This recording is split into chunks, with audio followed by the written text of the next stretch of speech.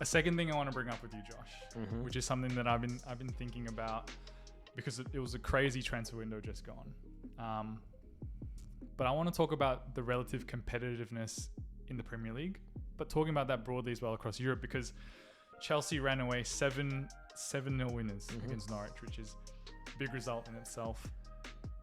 But I also thought that it was symbolic of the gulf in class and quality, for a team that can't get a win, can't get 3 points to the defending European champions.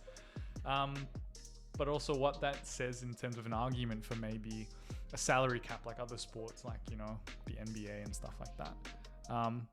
But talk to me first about that Chelsea performance, because they had a few injuries as well, which were telling, but they still ran away winners. And then talk to me about what your thoughts are in terms of how we solve that gulf in class. Well, 7-0 with a partially second string Chelsea 11, which tells you all you need to know about the gulf in resources and quality from the top of the Premier League to the bottom.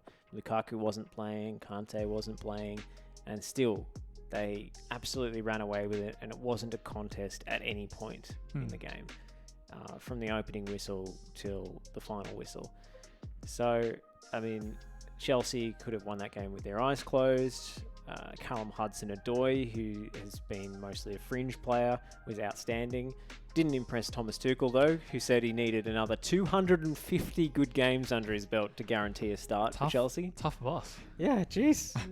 Horrible bosses starring Thomas Tuchel. Imagine that kind of goalpost shifting from your manager at work. You would be fuming. Yeah. But, maybe he was just trying to say that no one's guaranteed a start. Yeah, for sure. Mason Mount got a hat trick. Yeah, it was crazy. And it did spark a lot of backlash online. I saw against Norwich. This team is woeful. How are they in the Premier League? How do they keep getting promoted? They don't add anything to the competition. And I think that's missing the point entirely. What do you mean Pookie Blinders doesn't add anything to the competition?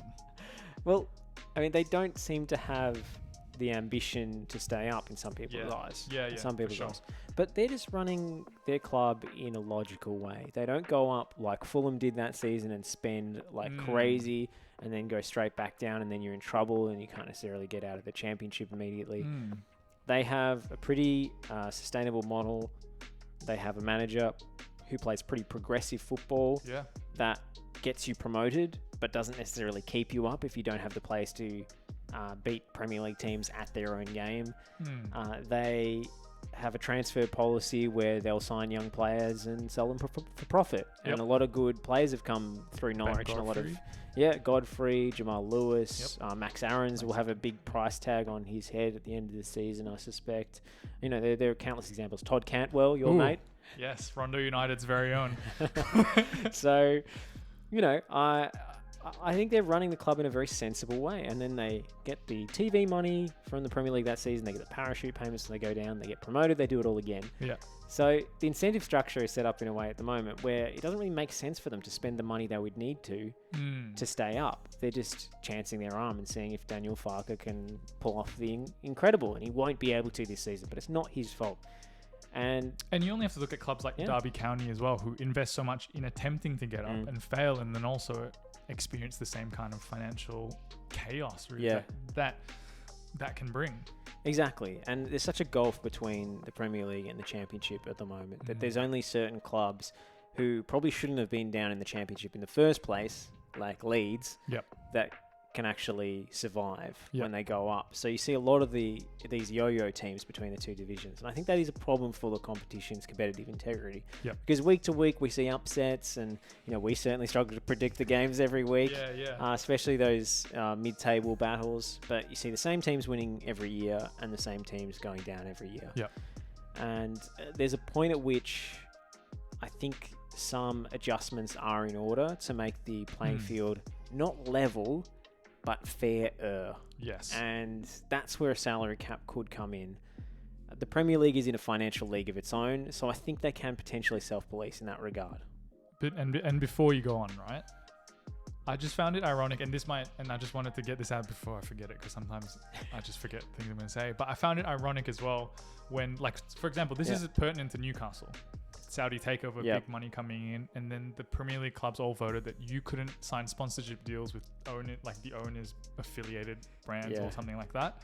And the only club that voted in favor of that, with like on Newcastle side, was Man City, obviously, Abu Dhabi Group and all that kind of thing. Do rich owners play a part in also this conversation? Yeah, absolutely. And that was what financial fair play was supposed to combat.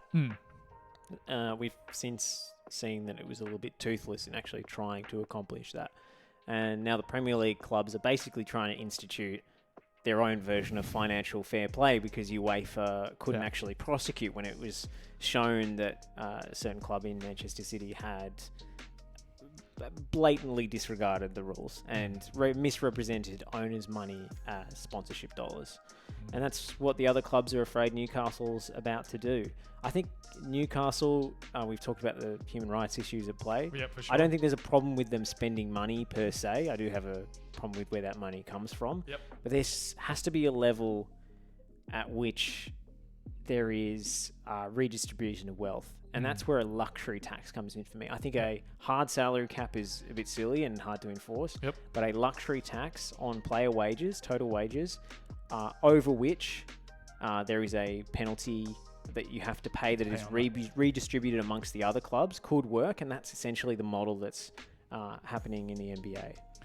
And so then what would you say to fans that go, how is that fair, first of all, right? Like, and you can think about the two arguments being like, the big clubs then will have to cull a lot of wages, which means players have to go and stuff like that. But then on the flip side of that, players also had to have that. I foresee it as like, it's my dream to play for Manchester United, but they can't afford me, and I don't want to cut what my earning potential is. You know, like how do you negotiate that changing landscape then? Well, I think it would have to be instituted over a number of years, with the salary cap being quite high at first, and then year on year going down to a target. And then it would probably have to be indexed against things like TV rights and so forth, because you can't just have a hard number that never changes. So Jadon Sancho can stay at United? Possibly. Yeah, but Ronaldo has to go, is what you're saying. Yeah, that's it. If you actually look at a graph of all the Premier League wages, there's an extraordinary disparity. Yes. The big clubs would still be able to spend well more than their nearest competitors, and you would be able to lock, 100 million off their wage bill. Something like, it's crazy. Yeah. I don't know the exact figures. The problem, I think, becomes more that rent seeking will emerge from abroad. So if the Premier League institutes their own rules, then leagues that are unregulated, wherever they may be, might end up poaching players and reducing the quality of the competition, because they can offer high wages at PSG or Real Madrid or Juventus or wherever.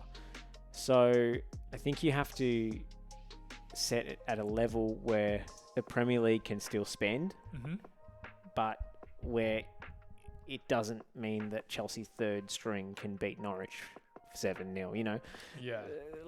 It's not about leveling the playing field. It's making it a little more fair, just a bit, so that there's not this crazy stockpile of world-class players and internationals. The first 11 can still be way better than, the mid-table and relegation battlers. But having 22 or 33 international level superstars at your disposal is, I think, ridiculous and doesn't lead to good competitive tension. So with the rent seeking thing, it might have to be UEFA wide, depending on how stringent you want to be with a salary cap. I was going to ask, so would it just be English football, or like you said, to combat that, you'd have to make it across the competition? Yeah. I mean, UEFA would be the ideal body to institute this, but where the money goes is really important as well. The level of penalty that you're paying on any money you're spending over that salary cap, the luxury tax, where that goes, the maths of how it's redistributed to the other clubs.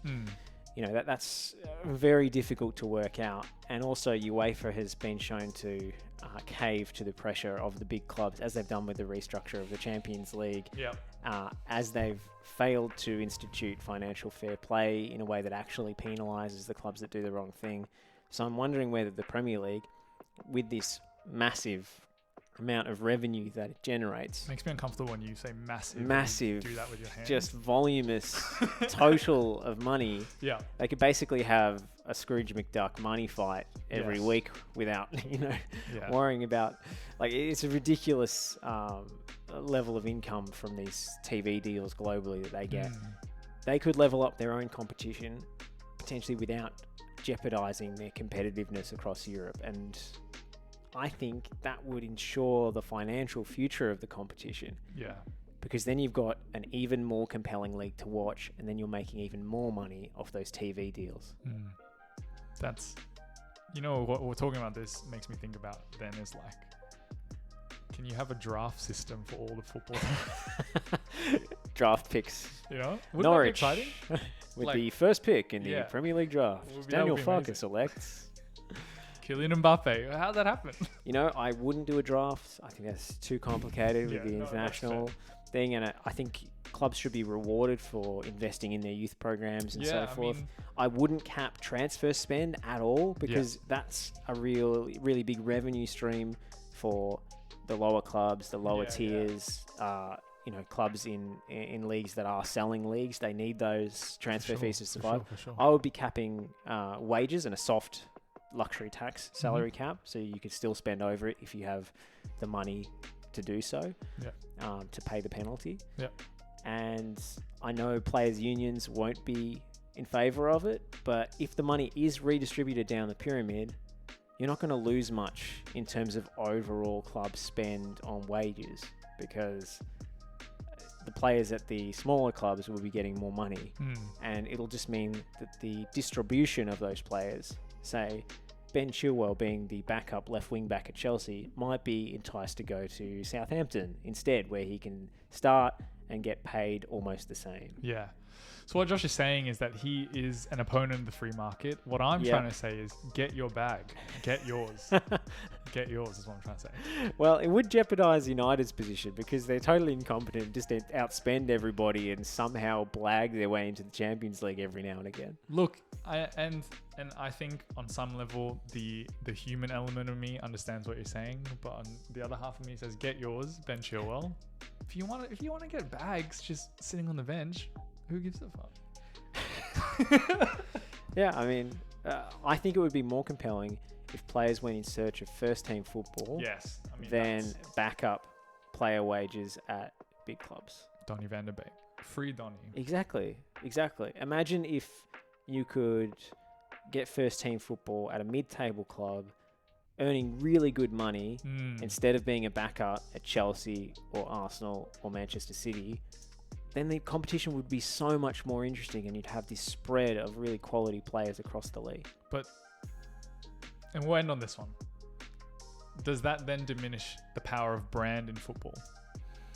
Because like you see big, like Real Madrid and Barcelona are prime examples of legacy brands, right? Like Ronaldo is obviously a big one, but like all these players, even Mo Salah sometimes has been linked to both those clubs. It's just clubs that people grow up and go, I need to play, I want to play for them. Do you see the salary cap as a way of starting to then diminish the power of brand in the game? Because brand is a big money maker for some of the biggest clubs in the world. And so suddenly if you have these limitations around like how you build a squad out, that might impact the power of brand. I think the Champions League will always be a big driver of international exposure and money and brand power, I suppose. Look, I would be very excited to see clubs go a little bit more local, a little bit more back to their roots, viewing themselves as community assets rather than super brands. That is probably utopian thinking, and I don't think any of this is ever going to happen. But I think it's a really useful intellectual exercise to think about what is actually keeping clubs like Norwich from competing. Is it because they don't have the ambition? Are they not spending enough of their revenue? Or are they just running themselves in a sustainable way that is realistic for them in the long term, instead of risking it all on short-term glory? And that's why you can tell that I'm the one that works in marketing and Josh is just a football aficionado. Football purist. So my book Das Kapital will be out next month.